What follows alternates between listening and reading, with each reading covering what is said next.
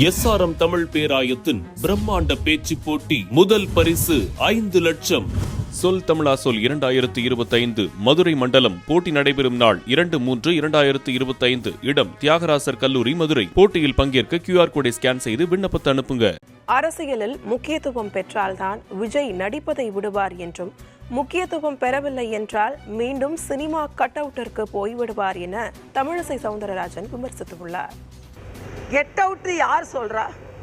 Cut out வைத்துக்கொண்டு நடித்து மட்டுமே இருந்து கொண்டிருந்தவர்கள் இன்னைக்கு கெட் அவுட்னு சொல்றாங்க. என்னன்னா அவர் திமுக கெட் அவுட்னு சொல்லலாம். ஏன்னா அவர் கட்சி தமிழ்நாட்டில் மட்டும்தான் இருக்கு. தமிழ்நாட்டில் அவர் கெட் அவுட்னு சொன்ன திமுகவை சொல்லலாம்.